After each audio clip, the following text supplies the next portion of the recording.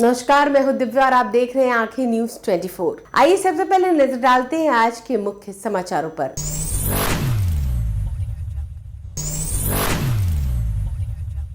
नमस्कार, मैं अमित और आप देख रहे हैं आंखें न्यूज 24। मुख्यमंत्री नीतीश कुमार ने आज नवीन पुलिस केंद्र पटना परिसर में केंद्रीकृत रसोई सह भोजनालय एवं 700 क्षमता का पुरुष सिपाही बैरक ब्लॉक ए का फीता काटकर एवं शिलापट अनावरण का उद्घाटन किया। मुख्यमंत्री ने कहा कि पटना पुलिस केंद्र में रहने वाले पुलिस बलों को अपनी ड्यूटी करने के साथ साथ राशन, भोजन आदि की व्यवस्था करने में काफी कठिनाई होती थी। इस समस्या का समाधान करने के लिए पुलिस लाइन में जीविका दीदी की रसोई का शुभारंभ किया जा रहा है। इससे यहाँ रहने वाले लगभग 3000 पुलिस बलों को सस्ते दर पर पौष्टिक भोजन उपलब्ध हो सकेगा। समय एवं श्रम की बचत होने से वे बेहतर ढंग से अपनी ड्यूटी भी कर सकेंगे। साथ ही इससे लगभग 120 जीविका दीदियों को रोजगार प्राप्त होगा। मुख्यमंत्री ने पटना पुलिस लाइन के विस्तार हेतु फेज 2 में 266 करोड़ रुपए की प्रस्तावित योजनाओं के मॉडल का अवलोकन किया। इस दौरान उन्होंने अधिकारियों से योजनाओं के संबंध में विस्तृत जानकारी ली। पुलिस महानिदेशक ने बताया कि फेज 2 के अंतर्गत सार्जेंट मेजर आवास, पुरुष सिपाही बैरक, महिला सिपाही बैरक, एलएस कार्टर, सेवक कार्टर, विद्यालय भवन, civil line, tubular firing range और ऑडिटोरियम का निर्माण किया जाएगा।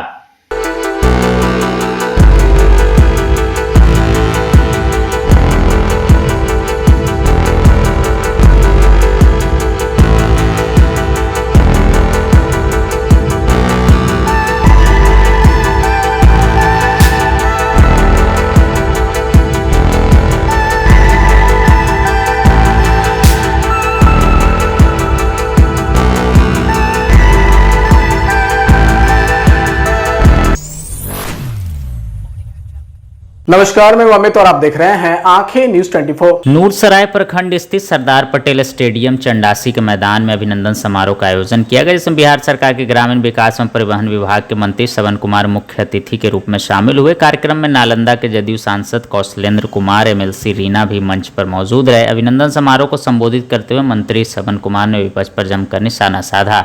उन्होंने कहा कि विधानसभा चुनाव के दौरान जिन लोगों ने वोट चोरी का ढिंढोरा पीटकर जनता को गुमराह करने की कोशिश की, उन्हें जनता ने करारा जवाब दिया। बड़े बड़े नेताओं ने वोट चोरी का मुद्दा उठाकर अफवाह फैलाया और चुनाव में फायदा लेने का प्रयास किया, लेकिन उनका यह प्रयास पूरी तरह विफल रहा। और उन्होंने क्या कुछ कहा, सुनिए इस वीडियो में।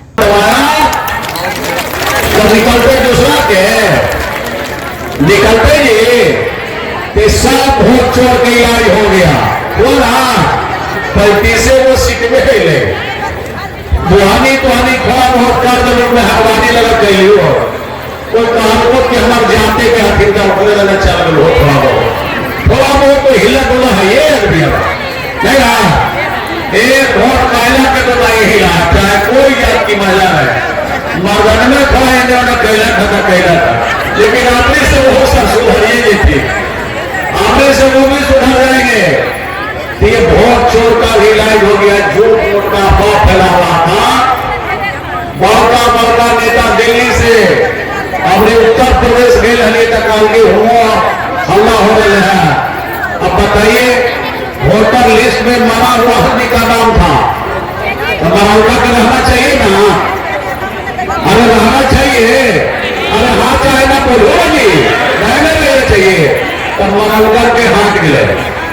और ये लड़की के 10 साल पहले बिया हो गए, उनका 2 लड़का हो गए, तो महिला के ससुराल में कहाँ रहेगी? तो ससुराल में ना नाम रहना चाहिए, तो नैहरवा में नम्मा हो तो कटना चाहिए कि ना? तो बताइए कौन खराब काम है? तो कहा वोटे चोरी हो गया।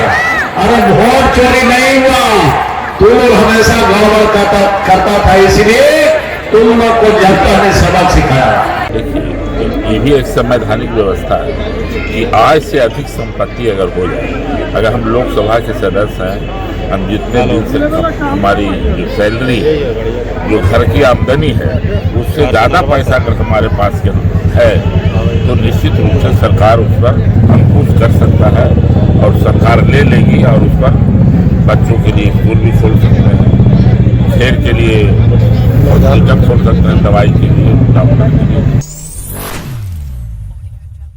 नमस्कार, मैं हूं दिव्या और आप देख रहे हैं आंखें news 24। Lohia Nagar Mount Carmel high school Kankarbagh का वार्षिक उत्सव आज अत्यंत उल्लास और गरिमा के साथ आयोजित किया गया। कार्यक्रम का मुख्य आकर्षण छात्रों की रंगारंग सांस्कृतिक प्रस्तुतियां रही, जिसमें नृत्य, संगीत, समूह प्रदर्शन और सृजनात्मक एक्ट शामिल थे। दर्शकों ने बच्चों की प्रतिभा और ऊर्जा की सराहना करते हुए जोरदार तालियां बजाई। इस अवसर पर मुख्य अतिथि के रूप में सुदीपा घोष, भारतीय नाट्यम विशेषज्ञ और प्राध्यापक, भारतीय नृत्य कला मंदिर तथा जीएम कुमार, पूर्व वरिष्ठ पुलिस अधिकारी, बिहार सरकार की अपनी उपस्थिति दर्ज कराई। दोनों अतिथियों का स्वागत स्कूल की निदेशिका मीनू सिंह और शालिनी सिंह ने पुष्पगुच्छ और अंगवस्त्र देकर प्रदान किया। कार्यक्रम को लेकर निदेशिका मीनू सिंह ने कहा कि हमारे विद्यार्थियों ने अपनी प्रस्तुतियों से यह साबित किया है कि वे शैक्षणिक क्षेत्र के साथ साथ कला और रचनात्मकता में भी उत्कृष्ट हैं।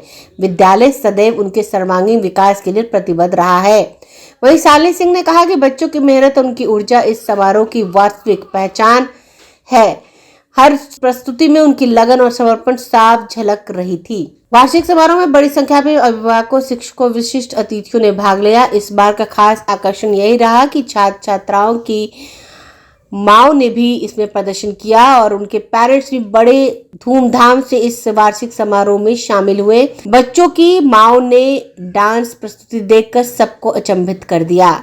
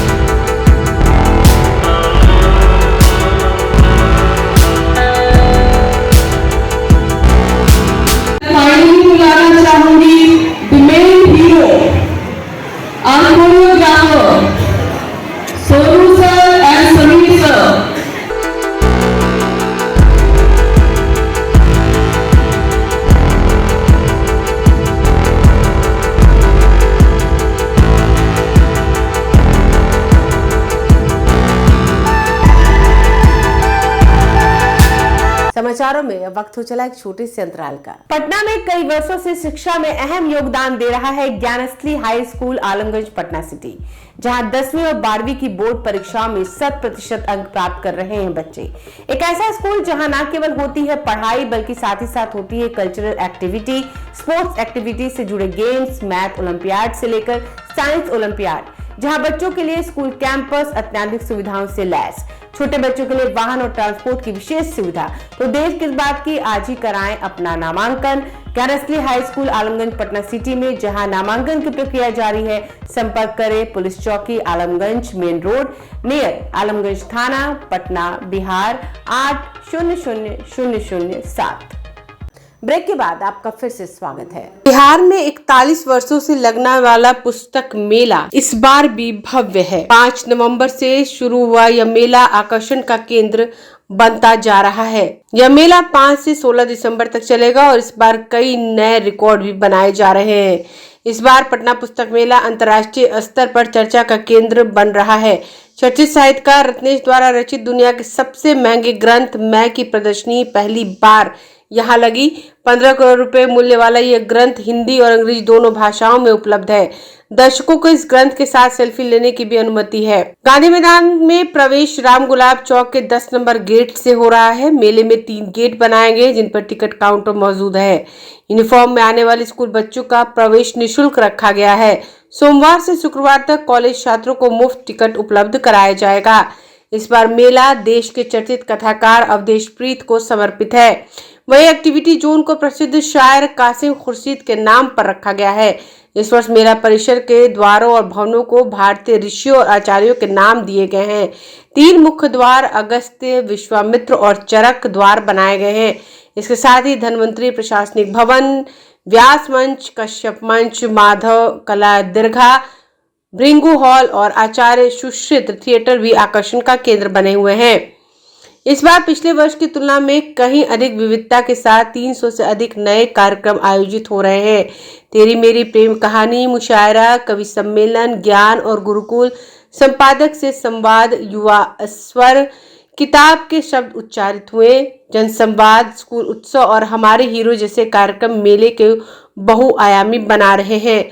इस बार मेले की theme wellness away of life रखी गई है। स्वास्थ्य संवाद कार्यक्रम के तहत देश भर के जाने माने डॉक्टर विभिन्न रोगों, हृदय, मस्तिष्क, त्वचा, हड्डी, पोषण, फिजियोथेरेपी, मधुमेह, गुर्दा, मानसिक स्वास्थ्य आदि पर श्रोताओं से सीधा संवाद कर रहे हैं। पटना लिटरेरी फेस्टिवल और पुस्तक मेला मिलकर इस बार एक भव्य राष्ट्रीय मुशायरा भी आयोजित कर रहे हैं, जिसमें सज्जाद झंझट, प्रेरणा प्रताप, सलमान रशीद, रमेश विश्वहर और संस्कृति श्री जैसे नामचीन शायर शामिल होंगे। इसके अलावा कवि सम्मेलन में चंदन द्विवेदी, रंजीत सिंह, अवनी और कुमार अनमोल जैसे लोकप्रिय कवि मंच को सुशोभित कर रहे हैं।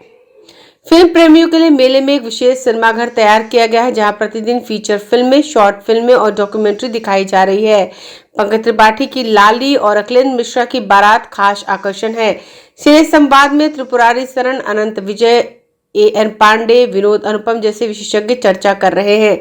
सिनेमा में योगदान के लिए कुणाल सिंह, प्रेमलता मिश्रा और जयमंगल देव को सम्मानित भी किया गया। मेले में कुल 200 प्रकाशक स्टॉल लगाए गए। इसमें प्रभात प्रकाशन, राजकमल, वाणी प्रकाशन, ज्ञानपीठ, उपकार, दिनकर पुस्तकालय, सेतु समयक, ओसवाल बुक्स, खन्ना पब्लिशर, मंजुल प्रकाशन और NCPUL जैसे प्रमुख प्रकाशन शामिल हैं।